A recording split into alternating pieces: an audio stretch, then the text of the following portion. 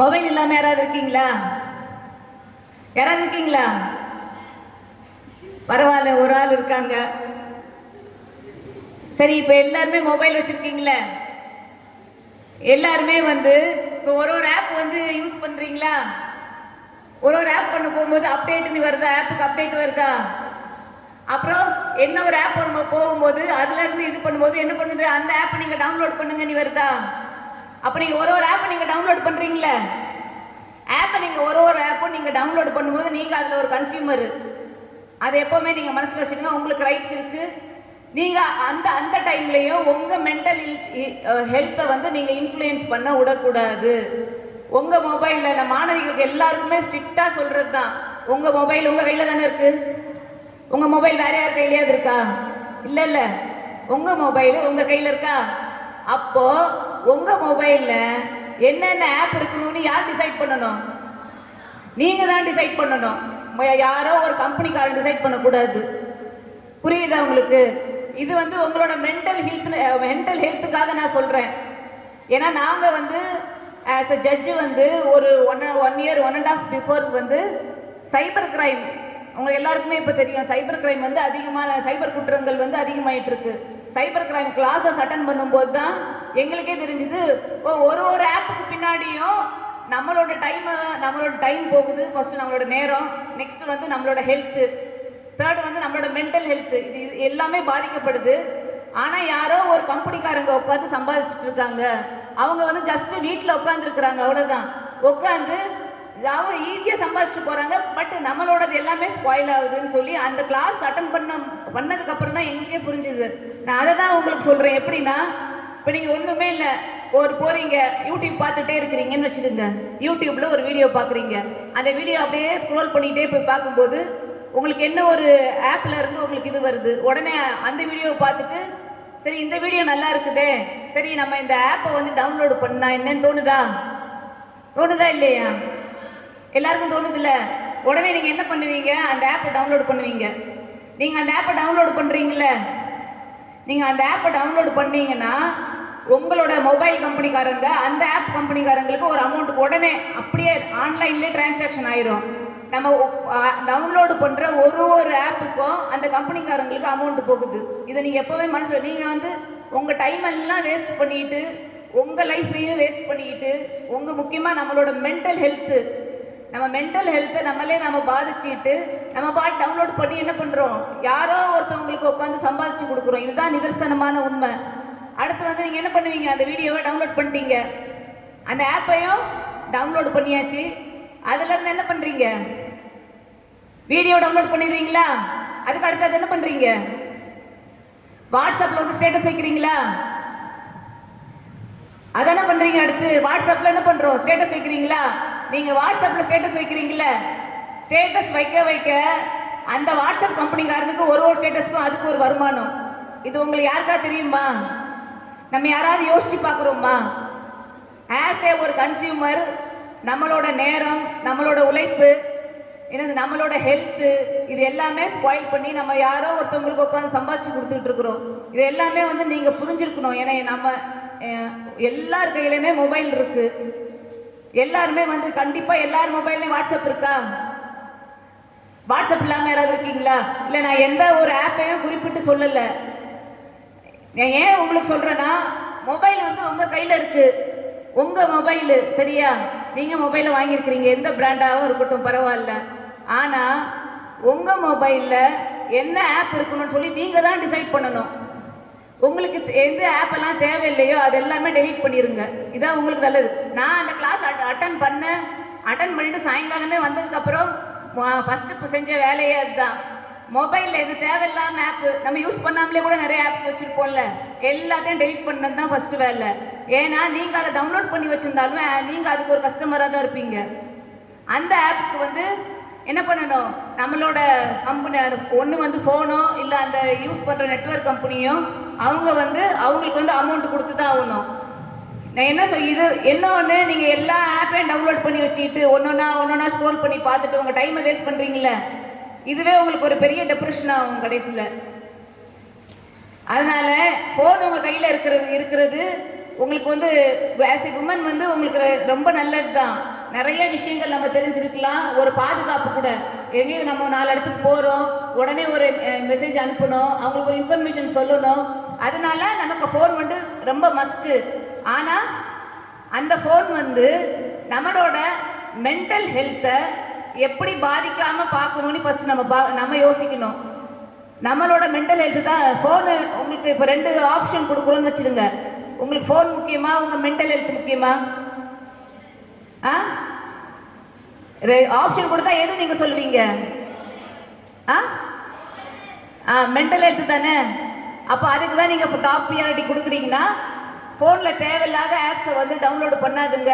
தேவையில்லாத ஆப்ஸில் வந்து டைமை ஸ்பெண்ட் பண்ணி உங்கள் டைமே வேஸ்ட் பண்ணி உங்கள் ஹெல்த்தையும் வந்து ஸ்பாயில் பண்ணாதுங்க. இதை எல்லா மீட்டிங்லேயுமே சொல்கிறது. அது நீங்கள் பெண்களாகிய எல்லாருமே நம்ம வந்து கடைபிடிக்கணும்னு கேட்டுக்கிறேன். இன்னொன்று வந்து இப்போ நம்ம சிறப்பு இருந்தவங்கலாம் சொன்னாங்க, என்விரான்மெண்ட்டை வந்து ப்ரிசர்வ் பண்ணணும்னு சொல்கிறாங்களே.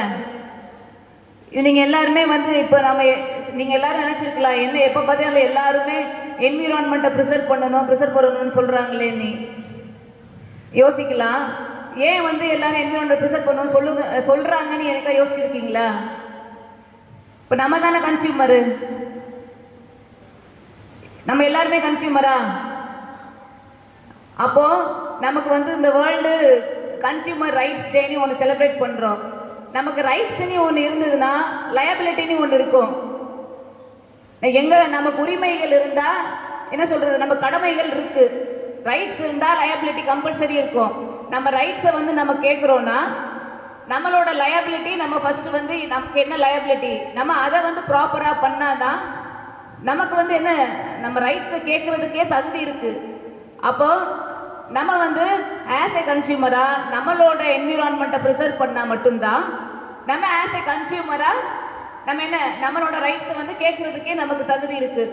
அப்போ என்விரான்மெண்ட்டை ப்ரிசர்வ் பண்ணுறதுக்கு ஃபஸ்ட்டு இப்போ நான் சொல்கிறது என்னென்னா, நம்ம எல்லாருமே பிளாஸ்டிக் யூஸ் பண்ணுறோம்ல, எல்லாருமே பிளாஸ்டிக் யூஸ் பண்ணுறோம். பிளாஸ்டிக் யூஸ் பண்ணிட்டு எல்லாமே வந்து ரோட்டில் அப்படியே போட்டு போகிற நம்ம எவ்வளோ பார்க்குறோம்ல, எல்லாருமே பார்க்குறீங்களா? எங்கேயாவது பிளாஸ்டிக் இல்லாமல் எங்கேயாவது ரோடு இருக்க பார்த்துருக்கீங்களா? யார் அதெல்லாம் போடுறது? நம்ம தானே போடுறோம், நம்ம தானே அந்த பொருளை வாங்குறோம், நம்ம தானே கன்சியூமரு. நம்ம அப்போ வேர்ல்டு கன்சியூமர் ரைட்ஸ் டேல எங்களுக்கு ரைட்ஸ் இருக்குன்னு கேட்கும்போது, அப்போ இல்லை எனக்கு லயபிலிட்டி இருக்குது, இந்த சொசைட்டிக்கு எனக்கு இந்த லயபிலிட்டி இருக்குது, நான் வந்து ப்ராப்பராக என்னோட என்விரான்மெண்ட்டை ப்ரிசர்வ் பண்ணணும், பாதுகாக்கணும்னு நாம் நினைக்கணும்.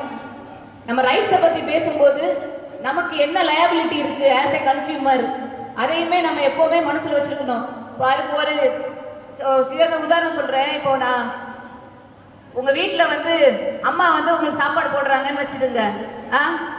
வாழை இலையை போட்டுடுறாங்க. ஃபர்ஸ்ட் என்ன வைப்பாங்க? தண்ணி, அப்புறம்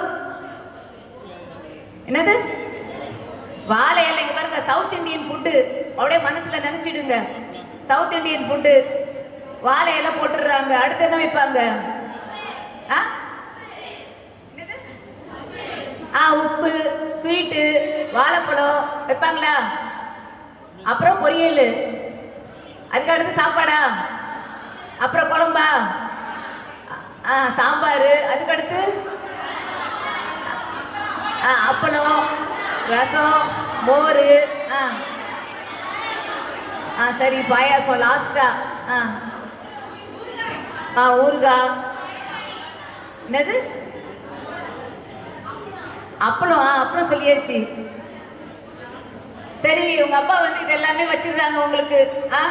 வாழை இலையில எல்லாம் வச்சிடுறாங்க. சரியா? வச்சுட்டு என்ன பண்றாங்கன்னா கொஞ்சம் சின்ன சின்ன பீஸா பிளாஸ்டிக்கையும் அதில் வச்சிடுறாங்க. வச்சுட்டு சாப்பிட சொல்றாங்க. நீங்க சாப்பிடுவீங்களா? என்னது சாப்பிடுவீங்களா? சரி, நம்ம அம்மா தானே வைக்கிறாங்க, சாப்பிடுவீங்களா? சேர்த்து பெசஞ்சு சாப்பிடுவீங்களா? சாப்பிட மாட்டீங்க தானே? அப்போ இந்த வாழை இலை இருக்குல்ல, இந்த வாழை இலை தான் நம்ம ஒரு இண்டிவிஜுவல் பர்சனா நமக்குள்ள உணவு தட்டு வந்து அந்த வாழை இலை மட்டும்தான். இப்போ இந்த வேர்ல்ட நீங்க இந்த பூமியை பார்த்துக்கிட்டீங்கன்னா இந்த பூமி வந்து மனிதனுக்கானது மட்டும் கிடையாது. நீங்க அதை எப்பவுமே மனசுல வச்சிடுங்க. இது நமக்காக படைக்கப்பட்ட இந்த உலகம் மனிதனுக்காக மட்டும் கிடையாது. இங்க வாழ்ற மற்ற ஜீவராசிகளான பறவைகள், விலங்குகள், பூச்சிகள், சின்ன சின்ன உயிரினங்கள் எல்லாத்துக்குமான உலகம் இது. அப்போ ஒரு பறவை வந்து வானத்துல இருந்து வட்டம் எடுத்துன்னு வச்சிடுங்க, இல்ல ஒரு மாடு வந்து ரோட்டோரமா ஏதோ சாப்பிட வருதுன்னு வச்சிடுங்க, அந்த பறவைக்கு வந்து சோறு தட்டு எது? இந்த பூமி ஃபுல்லா தானே, அது எங்க வேணாலும் வந்து சாப்பிடும்ல. ஒரு மாடு வந்து ரோட்ல வருதுன்னு வச்சிடுங்க, அது பாட்டுக்கு புல்லெல்லாம் வந்து சாப்பிட்டுட்டே வருது. அந்த மாட்டுக்கு வந்து இந்த இந்த இவ்வளவு இடம் தான் உனக்கு சாப்பாடு தட்டுன்னு சொல்ல முடியுமா? அதுக்கு வந்து சாப்பாடு தட்டு எவ்வளவு ஏரியா? அது எங்கெல்லாம் போகுதோ அது அந்த அந்த இடம் ஃபுல்லா தான் அதுக்கு சாப்பாடு தட்டு. உங்க சொல்றது உங்களுக்கு புரியுதா? இப்போ உங்களுக்கு வந்து அந்த வாழை இலையோட முடியுது உங்க சாப்பாடு தட்டு. ஆனா மற்ற ஜீவராசிகளுக்கு வந்து அதுகளோட சாப்பாடு தட்டு வந்து ரொம்ப பெருசு. நீங்க இப்ப நம்ம பிளாஸ்டிக் போடுறோம்ல, பிளாஸ்டிக் போடும்போது அதோட சாப்பாடு தட்டுல நீங்க பிளாஸ்டிக் போடுறீங்க. இப்போ நீங்க தான் சொன்னீங்க என்னோட வாழை இலையில உங்க அம்மா தான் சாப்பாடு பரிமாறுறாங்க, ஆனா பிளாஸ்டிக் போட்டா சாப்பிட மாட்டீங்கன்னு சொல்றீங்களே. யாராவது ஒரு ஆள் சொல்லுங்க, நான் பிளாஸ்டிக் எடுத்து வச்சு சாப்பிட்டுருவேன், இல்லைன்னா என்ன சொல்றது பிசைஞ்சு சாப்பிட்டுருவேன் யாராவது இருக்கீங்களா? சொல்லுங்க. யாருமே இல்லை. அப்போ ஏன் உங்களுக்கு வந்து பகுத்தறிவு இருக்கு, 6 அறிவு இருக்கு, நாங்க வந்து பிளாஸ்டிக் சாப்பிட மாட்டோம், எங்க உணவு தட்டுல பிளாஸ்டிக் வரக்கூடாதுன்றதுல நீங்க விழிப்புணர்வா இருக்கீங்களா? இப்போ அதே மாதிரி மற்ற உயிரினத்துக்கும் வந்து சாப்பாடு தட்டை நம்ம பாதுகாக்கிற கடமை நமக்கு இருக்குல்ல. அதை யாராவது என்னைக்காவது யோசிச்சிருக்கீங்களா? நம்மளோட சுயநலத்துக்காக மற்ற உயிரினத்தோட அந்த சாப்பாடு தட்டை வந்து நம்ம ஸ்பாயில் பண்றோமேன்னு என்னைக்காவது யோசிச்சிருக்கீங்களா? ஆஸ் ஏ கன்சியூமர் ஏதாவது ஒரு மாடு வந்து ஏதாவது பிளாஸ்டிக் பொருளை வாங்குதா, இல்ல ஏதாவது ஒரு பறவை வந்து ஒரு பிளாஸ்டிக் பொருள்ல ஏதாவது ஒரு ட்ரெஸ் வாங்குதா, இல்ல ஏதோ ஒன்று வாங்குதா? எதுவுமே வாங்குறது கிடையாது. ஏதாவது மாடு வந்து பிளாஸ்டிக் யூஸ் பண்ணுதா? சொல்லுங்க. ஏதாவது பறவை வந்து தான் கூடு கட்டுறதுக்கோ இல்ல தன்னோட சந்ததியை வாழ வைக்கிறதுக்கோ ஏதாவது பிளாஸ்டிக் வந்து வாங்குதா? கிடையாது. யார் plastic full and full use பண்றது? நம்ம ஹியூமன், நம்ம மட்டும்தான் யூஸ் பண்றோம். நீங்க வேணா யோசிச்சு பாருங்க, நம்ம மனிதர்கள் மட்டும்தான் அதை யூஸ் பண்றோம். ஆனா அதை யூஸ் பண்ணிட்டு என்ன பண்றது, எங்க நமக்கு எங்க கிடைக்குதோ அந்த இடத்துல போட்டு போயிடுறோம். அது வந்து நமக்கு என்ன சொல்றது, ஒரு ஆஸ் ஏ கன்சியூமரா உங்களுக்கு முக்கியமான உங்களோட லயபிலிட்டி அதுதான். நீங்க கன்சியூமரா ஒரு பொருளை வாங்குறீங்க, அப்போ அந்த பொருளோட ஒரு அந்த கவரோ ஏதோ ஒரு பிளாஸ்டிக்ல இருந்துதான் நீங்க அதை எப்படி டிஸ்போஸ் பண்ணணும், அந்த லயபிலிட்டி உங்களுக்கு இருக்கு. அந்த லயபிலிட்டியை நீங்க வந்து ஃபாலோ பண்ணலன்னு வச்சுடுங்க, உங்களுக்கு இந்த வேர்ல்டு கன்சியூமர் ரைட்ஸ் டேல உங்களுக்குள்ள ரைட்ஸை கேட்கறதுக்கு உங்களுக்கு எந்த தகுதியும் கிடையாது. அதை எப்பவுமே மனசுல வச்சுடுங்க. எல்லாருமே வந்து ரைட்ஸ் ரைட்ஸ் நம்ம எல்லாமே பேசலாம். நம்மளோட கடமைகளை நம்ம எப்போ சரியா செய்யலையோ அப்போ நம்மளோட ரைட்ஸ் என்ன பண்ணணும், கேட்க கூடாது. அப்போ நம்ம என்ன பண்ணணும், ஃபர்ஸ்ட் நமக்கு என்ன லயபிலிட்டி, நமக்கு என்ன கடமை, அதை வந்து நம்ம ஃபர்ஸ்ட் வந்து என்ன பண்ணணும், உணரணும். இதுக்காக தான் நாங்கள் என்ன சொல்றோம்னா, என்விரான்மெண்ட்டை எதுக்காக ப்ரிசர்வ் பண்றோம், இது நீங்க யோசிச்சு பார்த்தா உங்க எல்லாருக்குமே புரியும். நான் சொல்றது வந்து உங்களுக்கு ஏதோ விளையாட்டா கூட இருக்கலாம். என்ன இந்த மேம் வந்து ஏதோ நம்மளோட சாப்பாடு தொட்டோட ஏதோ கம்பேர் பண்றாங்க, ஏதோ சும்மா விளையாட்டுக்கு ஏதோ சொல்றாங்க போல இருக்குன்னு கூட நீங்க நினைக்கலாம். நீங்க வந்து உங்களுக்கு எப்ப தனிமை கிடைக்கும் போது நீங்க உட்காந்து சிந்திச்சு பாருங்க, அப்பந்தான் உங்களுக்கு புரியும் நம்ம செய்யற தப்பு எப்படி மற்ற உயிரினங்களுக்கு அது பாதிப்பு ஏற்படுத்துதுன்னு. அதனால ஆஸ் எ கன்சியூமர் உங்களோட லயபிலிட்டிஸ் நீங்க ஃபாலோ பண்ணணும். அப்புறம் அவேர்னஸ் மூலியமா நமக்கு என்னென்ன ரைட்ஸ் இருக்கு அந்த ரைட்ஸ் எல்லாம் நம்ம தெரிஞ்சுட்டு நம்மளோட ரைட்ஸ்க்காகவும் நம்ம என்ன பண்ணணும், பாடுபடணும். அதே நம்மளை சுத்தி நம்ம சொசைட்டில இருக்கிற மற்றவங்களுக்கும் அந்த ரைட்ஸ் வந்து மறுக்கப்படும் போது நம்ம அவங்களுக்கு வாங்கி கொடுக்கணும். இந்த இந்த கன்சியூமர் சம்பந்தமா இதுதான் நான் அவங்க சொல்றது. நெக்ஸ்ட் இப்போ உங்களுக்கு தெரியும் எல்லாருக்குமே வந்து தூத்துக்குடி டிஸ்ட்ரிக்ட் கோர்ட் எங்க இருக்குன்னு தெரியுமா? இப்போ யாரெல்லாம் பேசிக்கிட்டு இருக்கீங்களோ அவங்களை கூப்பிட்டு தான் இப்போ கொஸ்டினே கேட்க போறேன். யார் பேசுறீங்களோ அவங்களுக்கு தான் இப்போ கொஸ்டின். யாருக்கு தூத்துக்குடி டிஸ்ட்ரிக்ட் கோர்ட் எங்க இருக்குன்னு தெரியுமா? எல்லாருக்குமே தெரியுமா? எங்க இருக்கு? எங்க?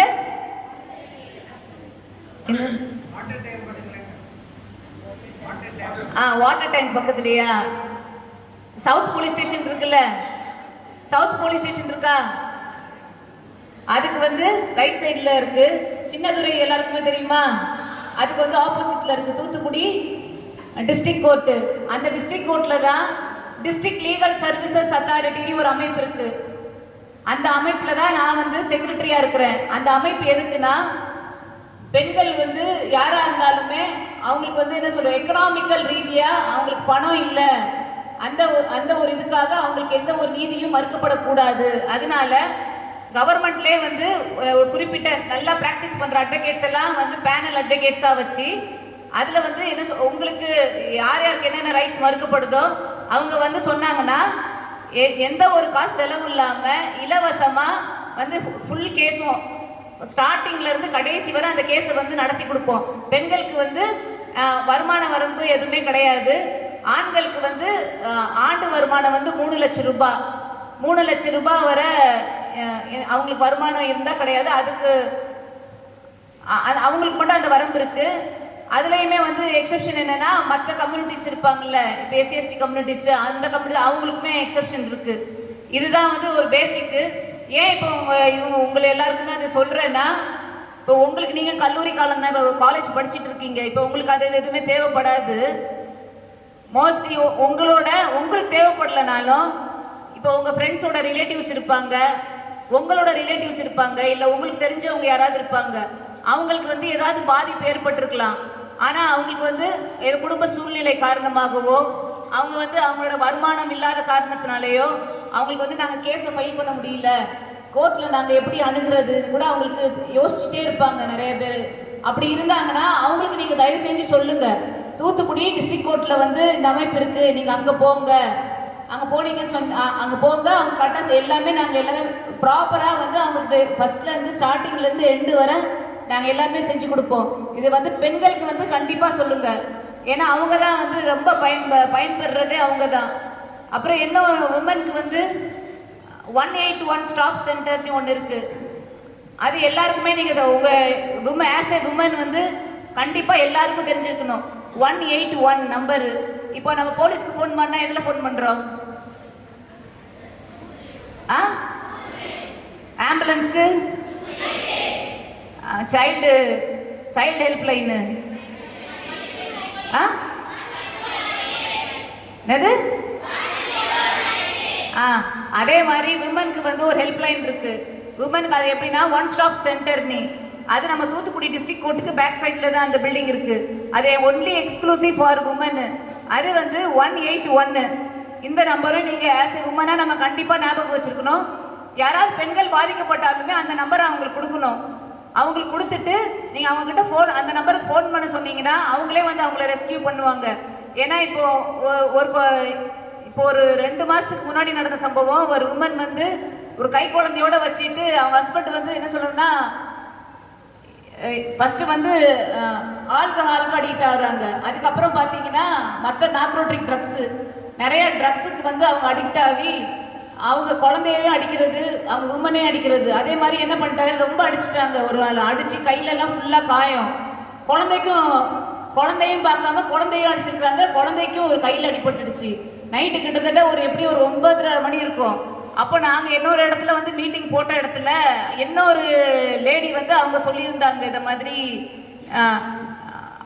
இன்னொரு லேடி வந்து அவங்க கிட்ட சொல்லியிருந்தாங்க, இதை மாதிரி ரொம்ப பிரச்சனையாக இருந்ததுன்னா இந்த நம்பருக்கு ஃபோன் பண்ணுங்க அப்படின்னு சொல்லியிருந்தாங்க.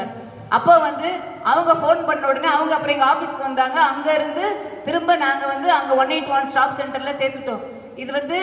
இது யாருக்குமே வந்து 181 நம்பர் சம்பந்தமாக அதிகமாக விழிப்புணர்வு இல்லை. இது ஒன்லி ஃபார் உமன். இது வந்து நீங்கள் கம்பல்சரி இந்த நம்பர் தெரிஞ்சு வச்சுருக்கணும். உங்களுக்கும் ஃபஸ்ட் நீங்கள் ஆஸ் ஏ கன்சியூமராக உங்களுக்கு தெரியணும். அப்புறம் நீங்கள் நம்மளோட நலம் மட்டுமே நம்ம பார்க்கக்கூடாது. நம்மளை சுற்றி இருக்கிற நம்ம சொசைட்டியில் இருக்கிற உமனும் யாராவது பாதிக்கப்பட்டாலுமே நீங்கள் அவங்கக்கிட்ட சொல்லணும். இல்லை மேம் நீங்கள் வந்து 181க்கு ஃபோன் பண்ணுங்கன்னு நீங்கள் சொல்லணும். இதெல்லாமே பண்ணணும் as a consumer, especially women consumer. இதெல்லாமே நீங்கள் தெரிஞ்சிருக்கணும். அப்புறம் நல்லா படித்து வந்து சொன்ன மாதிரி உங்களோட ஃபிசிக்கல் ஹெல்த்து ப்ளஸ் உங்களோட மென்டல் ஹெல்த்து, இது ரெண்டுக்குமே நீங்கள் டாப் ப்ரியாரிட்டி கொடுக்கணும். மொபைல் யூஸ் பண்ணும்போது ரொம்ப கேர்ஃபுல்லாக யூஸ் பண்ணுங்க. நீங்கள் அந்த மொபைலுக்கும் நீங்கள் ஒரு கன்சியூமர், நீங்கள் டவுன்லோட் பண்ணி வச்சிருக்கிற ஒரு ஆப்புக்கும் நீங்கள் கன்சியூமர். அதை நீங்கள் மனசில் வச்சுட்டு ரொம்ப கேர்ஃபுல்லாக ஹேண்டில் பண்ணுங்கள். உங்கள் டைமை வந்து நல்லா படித்து ஸ்பெண்ட் பண்ணி வாழ்க்கையில் வந்து நீங்கள் என்னென்னா ரொம்ப பெரிய இடத்துக்கு போகணும் உங்களை எல்லாரையும் தாழ்மையுடன் கேட்டுக்கொண்டு வாய்ப்பளித்த அனைவருக்கும் மிக்க நன்றி. தேங்க்யூ.